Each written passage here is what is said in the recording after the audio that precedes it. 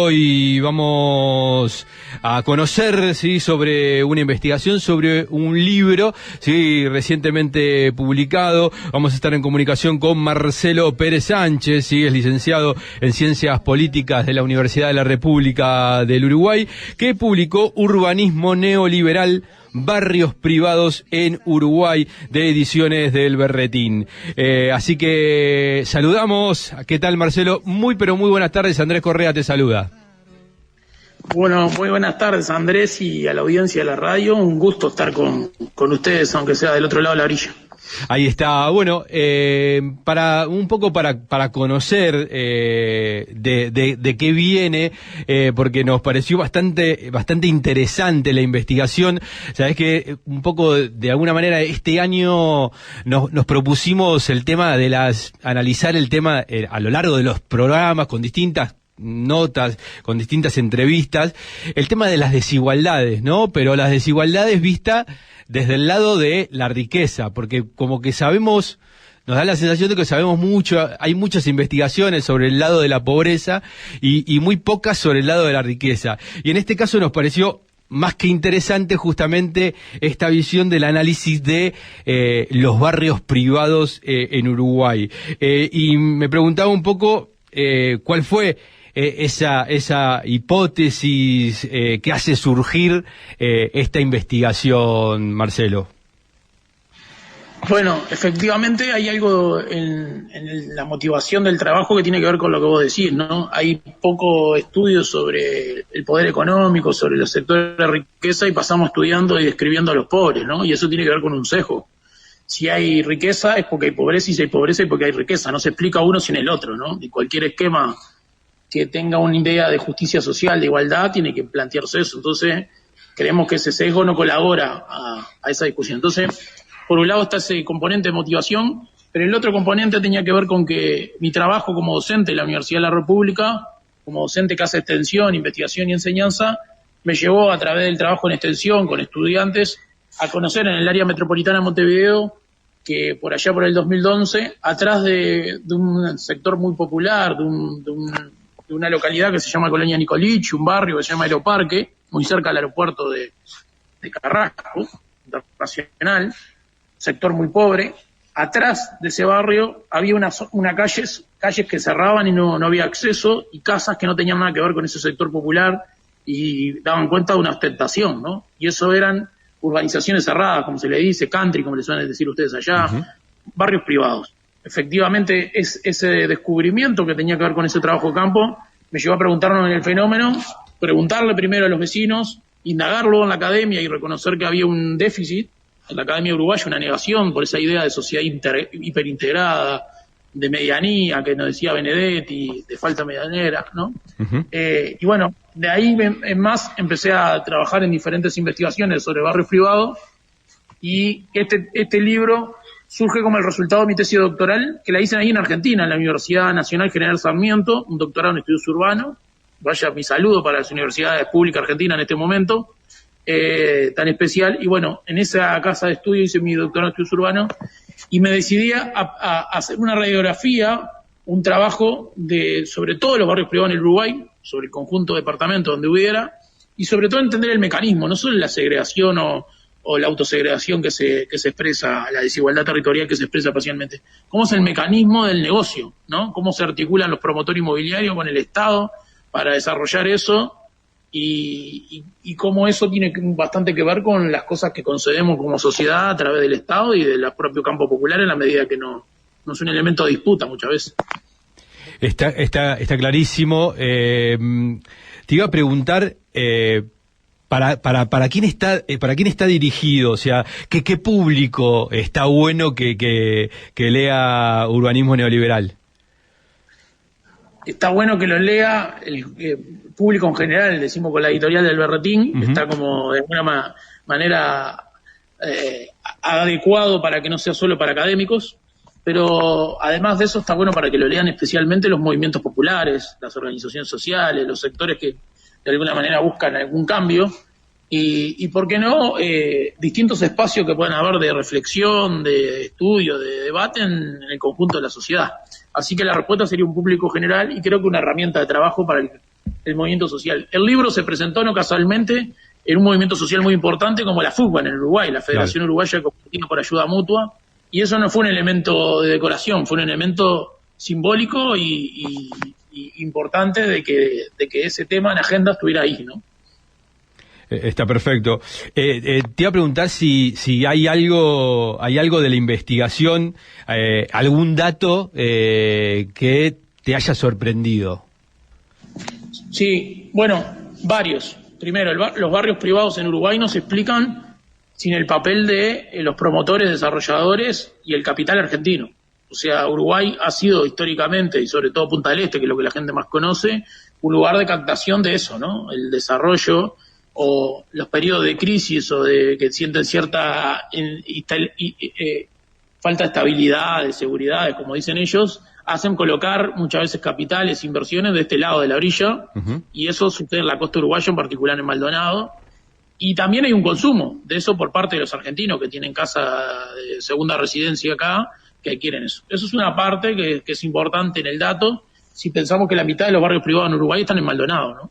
De los 84 que yo describo en el libro hasta marzo del 2020, la mitad están en el Maldonado, y esos tuvieron inicialmente un anclaje más de turismo residencial, vinculado a lo que ya sabemos, ¿no? Punta del Este, José Ignacio, toda la Grifa, la costa, pero también Rocha, Colonia también, que suele ser utilizado, y algunos más tienen que ver con eso, pero bueno, es verdad que el fenómeno también está desarrollado y también al cual van a vivir uruguayos de sectores altos o medios altos, y también de otros países que vienen a instalarse o ser parte de empresas que se instalan acá, de tipo zonas francas o otras cosas que suceden en esta zona que traen a ese tipo de público, ¿no?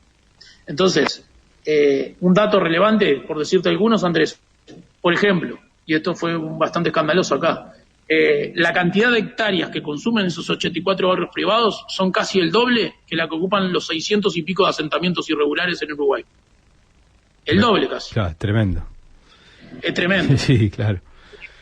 Eso es un dato que vos me decís, y bueno, y sí pesa, porque está hablando de cuánto consumen, de cómo se da un extractivismo urbano, como se suele decir ahora, ¿no? Como poca población consume un conjunto de suelo, que tiene que ver con el tipo de producto que se vende.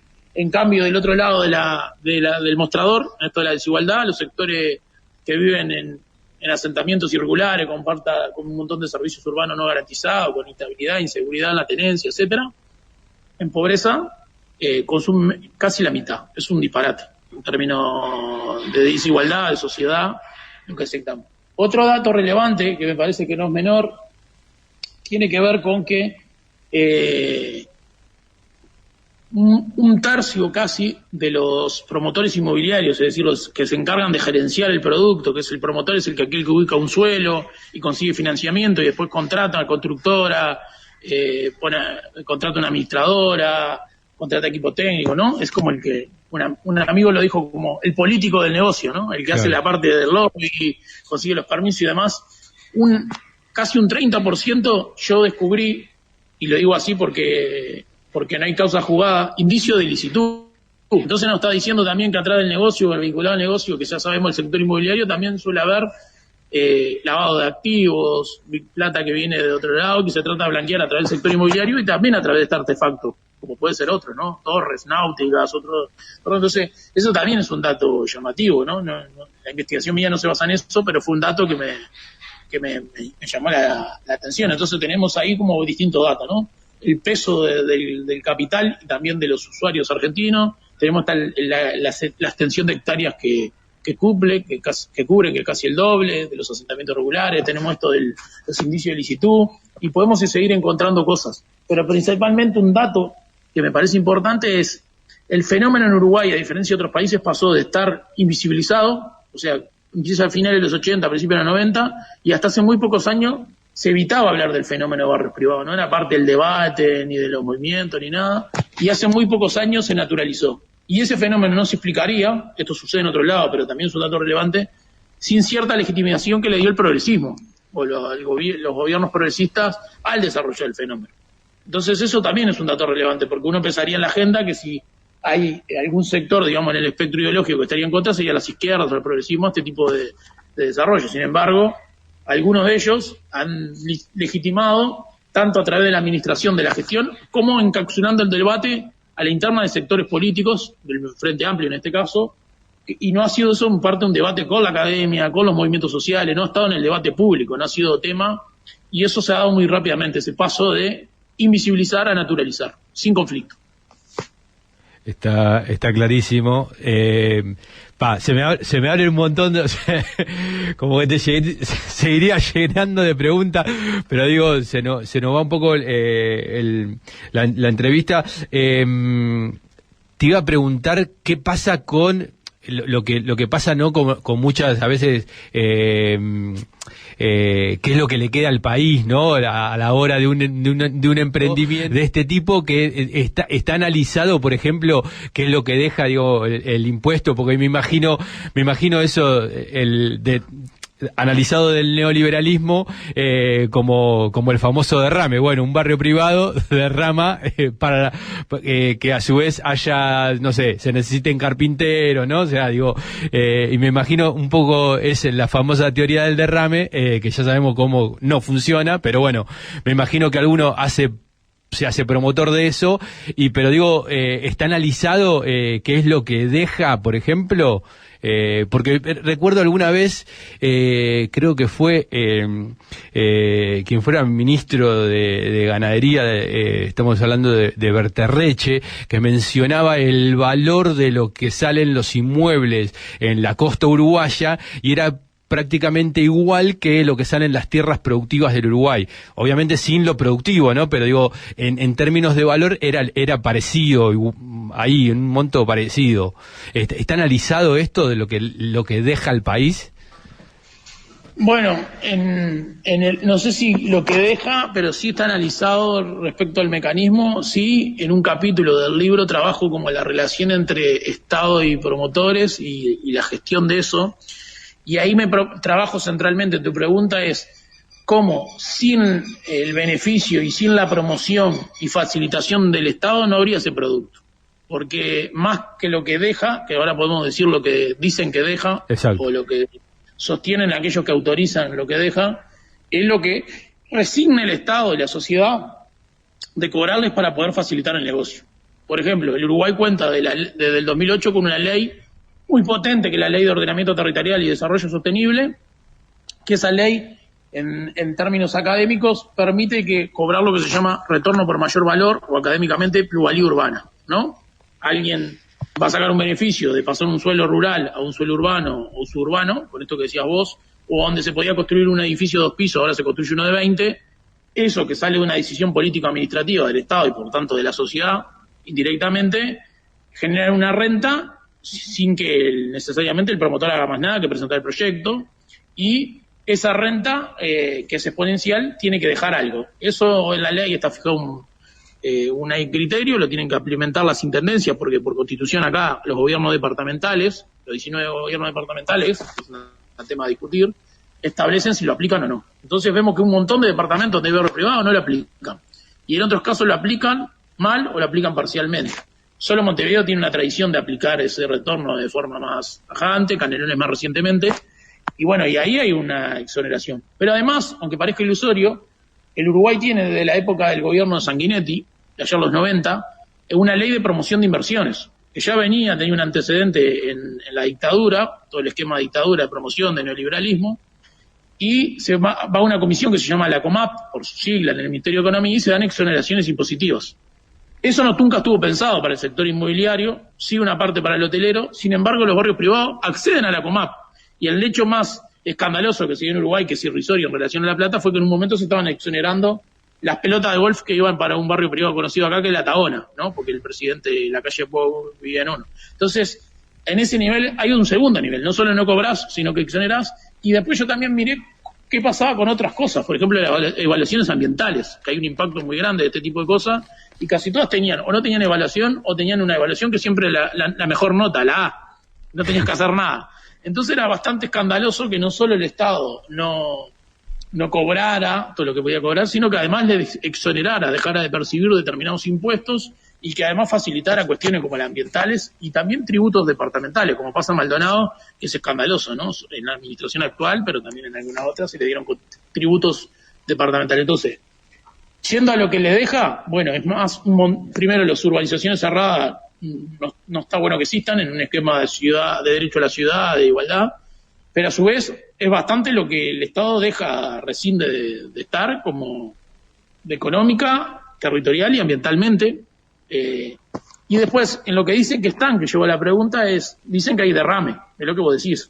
Hay empleo para las trabajadoras domésticas que viven en sectores populares cerca, para el que corta el pasto, para que a veces el que hace la empresa de seguridad, a veces, no son todos, pero son algunos, y con eso también logran legitimarse, desconflictuar. Muchas veces acceden, y eso yo lo estudié en la maestría, cuando viven con sectores populares hacen lógicas de responsabilidad social empresarial, mezclada con beneficencia, y también entonces ponen plata para un centro de educación inicial, para una policlínica, y un lugar muy postergado donde el Estado está de alguna manera carente o no del todo presente, o presente de mala forma, vienen a cubrir un lugar y también a legitimarse eso. Y también el derrame muchas veces lo sostienen en el sentido de que llevan una calle donde no la había, llevan iluminación donde no había, entonces como que la urbanización trae servicios urbanos que no había, que evidentemente del barrio para adentro son uno y del barrio para afuera son otro, y etcétera, etcétera.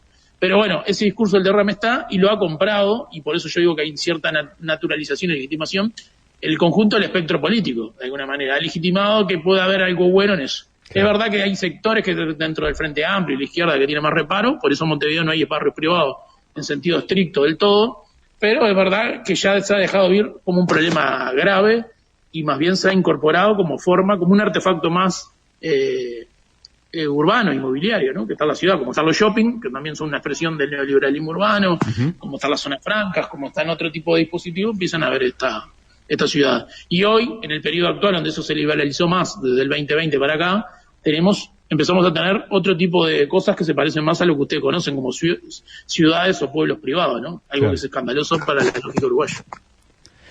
Totalmente, Marcelo. Charlamos con Marcelo Pérez Sánchez. Publicó el libro Urbanismo Neoliberal, Barrios Privados en Uruguay. Marcelo, te agradecemos muchísimo la participación. Además de Nidea Librería, ahí en Tristán Narvaja 1578 en Montevideo, ¿dónde más conseguimos el libro? ¿En cualquiera de las librerías de Montevideo? En cualquier librería del Montevideo y creo que del interior del país, porque lo distribuyen los compañeros del Berretín las compañeras del Berretín a través de distintas librerías. También por la tienda popular, que son unos compañeros de una organización que tienen la tiendita popular. Y bueno, también se puede acceder a través de mecanismos de compra más online ahí, según lo que me dice la editorial. Así que va a estar. Y ojalá que el día de mañana esté allá, del otro lado también, porque la editorial hizo una amistad con la editorial y el colectivo de allá. Y sabemos que la situación no está fácil para comprar libros ni para nada, pero bueno, esperemos que también hay, y de hecho hemos enviado algunos donados para alguna de las universidades estas que nombraba yo. El libro tiene un prólogo de una compañera muy importante argentina, que no lo dijimos, Andrés, que es Patricia Pintos, una referente de la Universidad Nacional de La Plata, con el tema de la ley de humedales, del tema de extractivismo inmobiliario, que sacó un libro muy fuerte, se llama Naturaleza Neoliberal, y ella hizo el prólogo. Tuvimos la suerte de que nos haga el prólogo la Patricia Pintos, genia, y también es una invitación a mirar eso, así que también estará por La Plata, alguna biblioteca de la facultad, estará en la Sarmiento, y bueno, nada, así que todas las librerías en el Uruguay, y esperemos que en Argentina en algún momento al menos se pueda consultar. Ahí está, perfecto, Marcelo. Mil gracias y bueno, siempre a disposición desde aquí de Fogón en Fogón por Radiográfica.